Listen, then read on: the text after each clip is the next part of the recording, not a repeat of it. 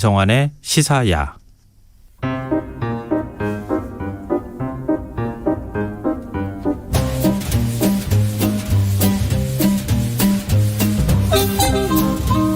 우리가 주목할 만한 판결과 법 관련 이슈들을 살펴보고 사법부의 판단과 국민 법 감정 사이의 괴리감을 줄이는 방법을 찾아가는 시간입니다. 슬기로운 법률생활 김선욱 변호사, 오늘은 전화로 만나보겠습니다. 안녕하세요. 안녕하세요. 네. 오늘은 어떤 얘기 해볼까요? 예.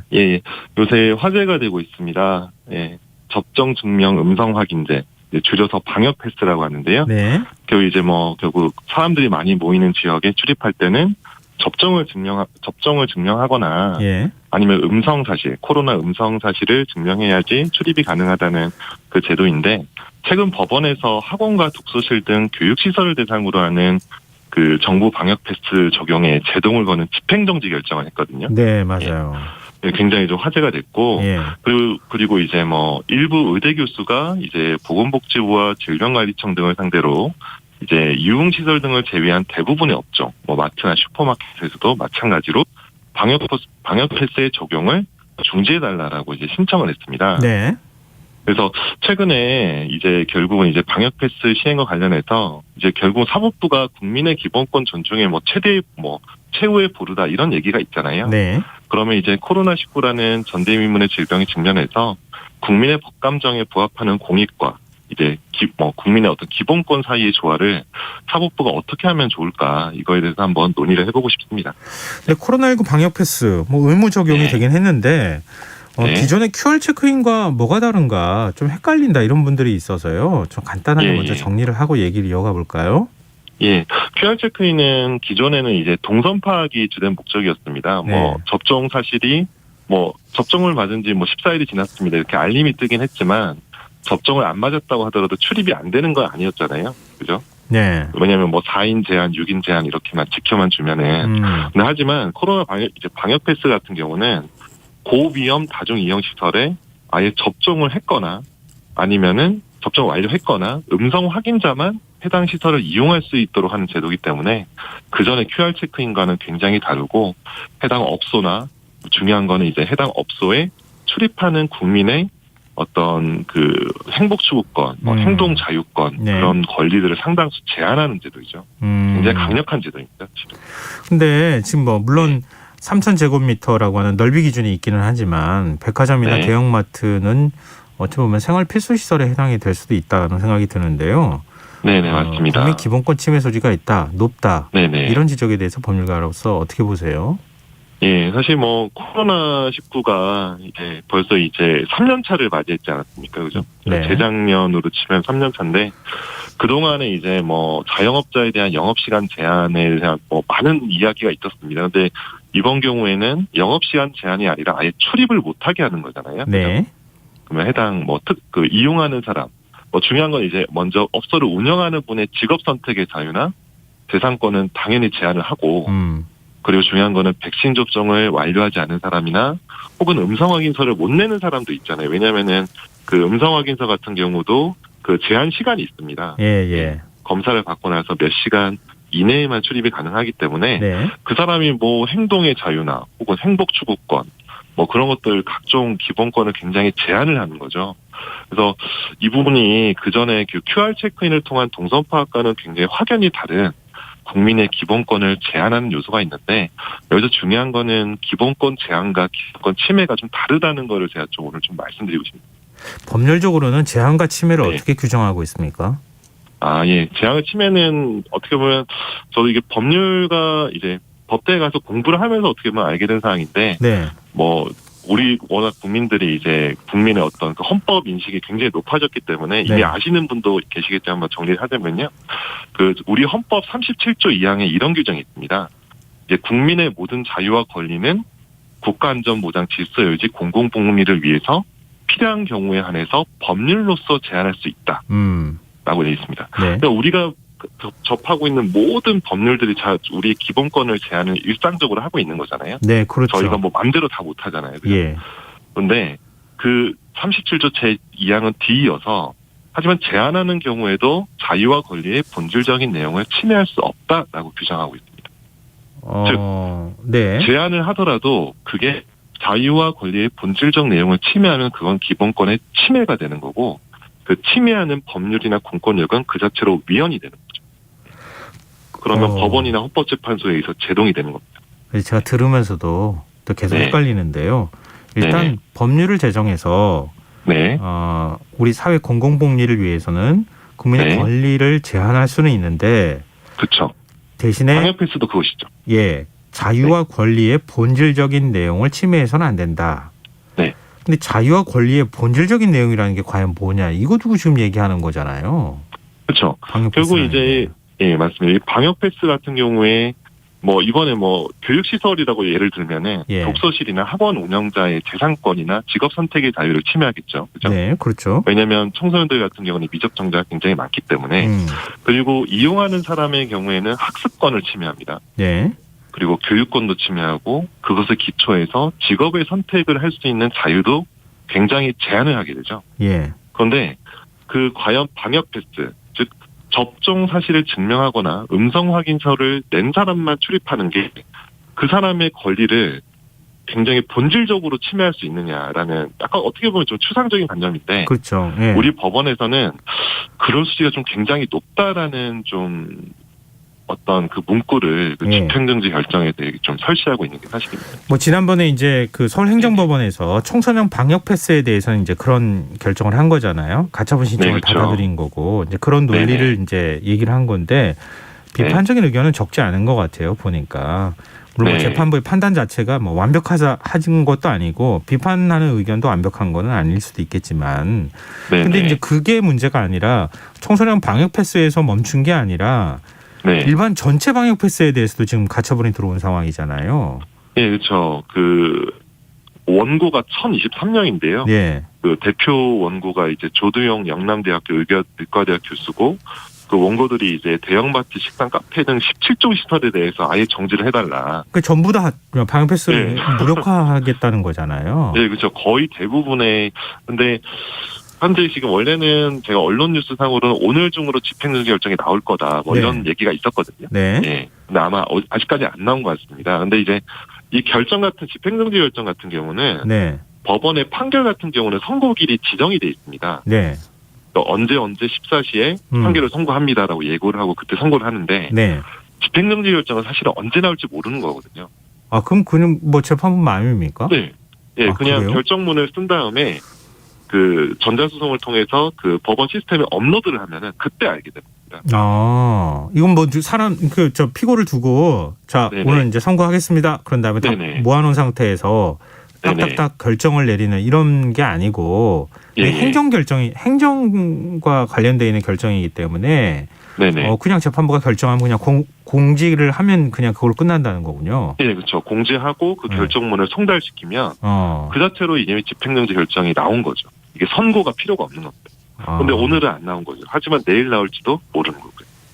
근데 참 재판부 입장에서도 고심을 할 것 같거든요. 만약에 청소년 방역 패스처럼 그런 결정이 나버리면 전체 방역 패스 자체가 의미가 없어져 버리잖아요.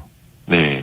그래서 제가 봤을 때는 그 원고들이 신청한 시설 중에서 선별적으로 일부만 이렇게 인용하고 일부는 이렇게 기각을 할 수도 있고요. 혹은 제 개인적으로는 그 교육시설에 대한 방역 패스를 집행정지 결정을 한 것은 청소년에 대한 이제 백신 접종의 여러 이슈나 이런 것들이 좀 약간 논란이 됐었던 측면이 있는 것 같거든요. 제가 개인적으로 봤을 때. 그래서 법원에서 집행정지 결정을 인용하지 않을 가능성도 있다. 좀 조심스럽게 좀 예측을 하고 있습니다. 국민의 기본권, 그러니까 백신 접종과 관련해서 백신 접종의 어떤 효과성이나 이런 것들 보면서 국민의 기본권을 침해할 가능성에 대해서 언급한 거잖아요. 청소년 방역 패스 결정 내릴 때 재판부가. 근데 역으로 생각하면 국민의 건강권이라는 것도 있는 거잖아요. 그렇죠, 맞습니다. 또 백신을 접종하고 그리고 또 백신 접종을 확인함으로써 오히려 더 확진자 증가를 막을 수 있는 그런 효과에 대해서도 평가를 할 것 같은데. 지금 이거 어떻게 봐야 되는 거예요? 청소년 방역 패스와 이게 또 다른 데도 적용할 가능성이 있기 때문에. 네. 이런 것들은 이렇게 보면 될 것 같습니다. 이제 국민의 경우에는 이런 거죠. 예방접종을 완료한 청소년이 있습니다. 네. 그 친구의 입장에서는 예방접종을 하지 않은 친구가 와서 옆자리에서 공부를 하면은 자신의 건강권이 침해된다고 볼 수도 있는 거죠. 그렇죠. 그런데 접종을 완료하지 않은 친구 입장에서는 내가 백신을 맞지 않았다고 하더라도 학원이나 독서실을 못 가게 하는 거는 그거는 자신의 학습, 교육권, 그 더 나아가서 직업 선택의 자유를 추후에도 침해할 수 있는 소지가 있는 거죠. 그렇다면 이 정부 입장에서는 어떻게 보면 국민의 서로 상충하는 기본권 부분도 있는 것 같아요. 네네. 예, 지금 현재까지는 아직까지 그런 거였습니다. 이제 논의가 이제 독서실 운영자, 예를 들어서 그리고 독서실에 출입하는 백신을 안 맞은 학생과 예. 그리고 정부의 어떤 전체 공공복지, 의료 시스템과 코로나 확산을 방지해야 되는 정부의 의무 이런 것들이 좀 약간 쟁점이 됐었는데, 예. 제가 봤을 때는 접종을 완료한 사람의 건강권 부분도 나중에 추후에 이슈가 되지 않을까. 저 같은 경우도 이미 접종을 완료를 했거든요. 네. 그리고 이제 저희 아이들도 접종을 완료를 했는데, 예. 저희 아이들 입장에서는 사실 접종 안 한 사람이 오는 게 싫을 수도 있는 거거든요. 그렇다면 그렇죠. 국민의 기본권 사이의 충돌 문제도 충분히 나올 수도 있다. 근데 이 부분은 아직까지는 좀 얘기가 많이 안 나오는 것 같더라고요. 그렇죠. 이제 대학 교수분을, 그러니까 방역과 관련해서 전문가신데요. 재판부가 지난번에 이제 청소년 방역 패스 결정 내릴 때 인용한 수치도 많이 틀렸고 논리가 좀 그렇다, 이상하다 이런 얘기를 또 해요. 그런데 이 변이 바이러스라고 하는 어떤 특성, 더 방역을 불가피하게 해야 되는 이런 상황이나 이런 것들은 너무 법리적인 문제로만 해석한 거 아니냐 이런 지적도 있더라고요. 예, 사실 이게 그런 부분이 있습니다. 이제 코로나 바이러스라는 것이 사실 생겨난 것이 이제 전 세계적으로 이제 팬데믹이 된 것이 얼마 되지 않았고 그것에 대한 여러 연구 축적 결과가 굉장히 미흡하잖아요. 그런데 최근에 이제 신문 기사를 봤을 때 지금 아까 전에 말씀드렸던 그 전체 방역 패스에 대한 집행정지를 신청한 재판부의 어떤 신문 과정에서 판사가 어떤 과학적인 수치를 제시해달라. 이거를 이제 정부 쪽 변호사 대리인한테 이제 요청을 했는데, 그것에 대해서 제대로 답변을 못했다. 이런 좀 신문 기사는 있었는데, 제 개인적으로 봤을 때는 어떤 과학적인 수치나 이런 것들을 제시하기에는 굉장히 좀 어려운 사건이 아닐까. 근데 일반적인 다른 사건과 좀 동일한 엄격한 기준을 적용하지 않았을까. 좀 개인적으로 좀 그런 생각이 좀 들더라고요. 전문가의 얘기도 그거였어요. 어떻게 청소년만 딱 떼가지고 백신의 효과가 어떻고 만약에 감염률이 어떻게 나오고 이걸 지금 다 그걸 과학적으로 입증을 할 수 있겠느냐. 현실적으로 쉽지가 않은 문제다. 근데 재판부는 그런 거 다 근거로 제출해라. 이렇게 정부에다 요청했다는 거잖아요. 그렇죠. 근데 그거 제대로 제출하지 않으니까 입증이 안 됐다. 기본권 제한을 침해할 소지가 크다. 이렇게 판단했다는 거잖아요. 침해 소지가 큰데 이렇게 기본권을 제한하면서도 정부가 달성하려는 공익이 뭔가 불명확하다. 이렇게 재판부가 좀 본 거죠. 근데 제가 봤을 때는 이 부분도 나중에 일단 집행정지 결정은 좀 임시적인 조치입니다. 판결이 선고 날 때까지는 방역 패스를 중단하자라는 이제 법원의 결정이고, 나중에 이제 정식 재판은 또 여전히 또 별도로 진행이 되는 거거든요. 그 과정에서 결국 중대한 공익이 침해될 수 있다. 방역 패스를 하지 않으면 그 부분에 대해서 정부가 충분히 아마 통계 자료를 그 사이에 굉장히 많이 축적을 할 것이고, 그렇게 된다면 사실 집행정지 결정과는 다르게 방역 패스가 적법하다라고 나중에 사후의 판단을 바꾸는 건 아니죠. 집행정지 결정을 일단은 잠시 멈추는 거고, 근데 정식 재판에서는 방역 패스는 적법하다라고 볼 가능성도 있게 되는 겁니다. 아니 그래도 지금 고난이 심리가 빨리 이루어져서 재판 결과가 나와야지. 지금 방역 패스 지금 감염자들이 늘고 있거나 감염자들이 계속 발생하고 있는 상황인데 언제까지 그렇게 기다립니까? 빨리 결정을 해줘야 되는 거 아닌가요? 지금 제가 봤을 때는요. 지금 보통 최근 얼마 전에 수능 문제 오류 관련해서 재판부가 이례적으로 빨리 맞아요. 판결을 한 사례가 있었잖아요. 이 방역 패스 같은 경우도 제가 보면 그만큼은 아니지만 보통의 그 법원 심리 기간이 6개월 이상의 심리보다는 좀 더 빨리 진행되지 않을까. 근데 문제는 그거죠. 과연 6개월 사이에는 이미 오미크론도 다 지나가고, 그래서 대세종이라고 하는 또 다른 신종 바이러스가 나올 수가 있는데 그 사이에 발생할 수 있는 어떤 의료 시스템의 붕괴와 어떤 확진자의 증가 이런 것들을 어떻게 막을 수 있냐. 어떤 그 정부의 입장이 전 사실 좀 이해가 좀 되는 측면도 있습니다. 근데 외국의 경우에는 우리나라보다 더 엄격하게 특히 유럽 같은 경우에는 네네. 미국도 그러네요. 유럽도 네, 맞습니다. 아예 뭐 식당이나 이런 거 출입 못하게 그냥 다 막아버린다거나 방역 패스 없으면은 미국은 네. 아예 백신 접종 거부하는 직원 막 해고한다는 얘기. 공공기관 예. 공무원도 그렇게 한다고 하던데 외국하고 예. 비교해 볼 때는 어떻습니까? 지금 현재 제가 뭐 말씀드리면은 제 아내가 지금 미국에 잠시 연수를 가 있는데 네. 그 미국에 있는 병원에 가 있습니다. 근데 이제 얼마 전에 그 병원이 굉장히 유명한 병원이거든요. 미국에서. 예. 굉장히 유명한 병원인데 그 병원에서 백신 접종을 맞지 않은 간호사를 해고를 했습니다. 얼마 전에. 왜? 그래서 지금 소송을 제기했고 아. 그리고 뭐 여러 주에서는 이미 뭐 카페나 식당에서 뉴욕 같은 경우는 그 백신 접종을 증명하지 않으면 아예 출입이 안 되거든요. 네. 네. 그런 경우에 그렇다면은 이렇게 되는 거죠. 저희가 입장에서 봤을 때는 미국이나 서구 같은 경우는 굉장히 국민의 기본권이나 혹은 개인의 자유를 굉장히 왜냐하면 뭐 민주주의 시스템이 좀 더 일찍 발달한 나라니까. 네. 근데 그런 나라임에도 불구하고 이미 이렇게 강력한 조치를 하고 있었거든요. 네. 근데 우리나라에서는 어떻게 보면 너무 이 부분에 대해서 법원이 네. 너무나 이렇게 좀 개인의 자유와 권리를 좀 너무나 좀 치중하는 결정을 한 것이 아니냐 이런 반론도 지금 제기되고 있는 상황이죠. 예. 참 어렵네요. 이게 법리적인 논쟁으로 가버리면 네네. 물론 논리적인 측면으로 볼 수는 있겠지만 현실과 법이 우리가 지금 법감정하고 괴리를 메우기 위해서 네네. 이런 코너들을 하고 있잖아요. 네. 근데 재판부가 결정할 때 어떤 걸 좀 유의 있게 보거나 어떤 점들을 좀 감안하고 또 정부는 어떤 점들을 좀 강조해야 된다고 보세요?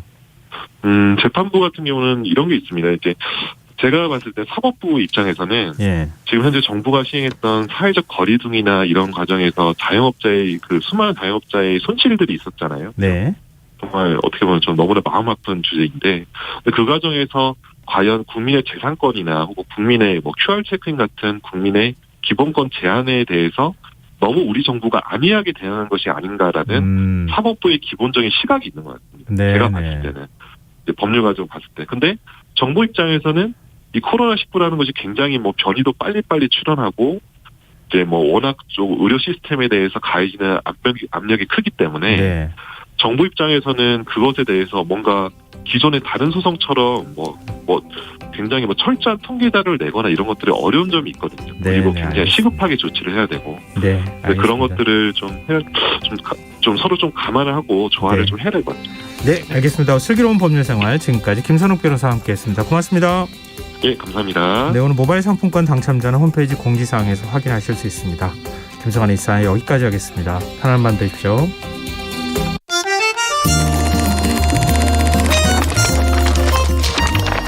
이다혜의 영화관, 정여울의 도서관.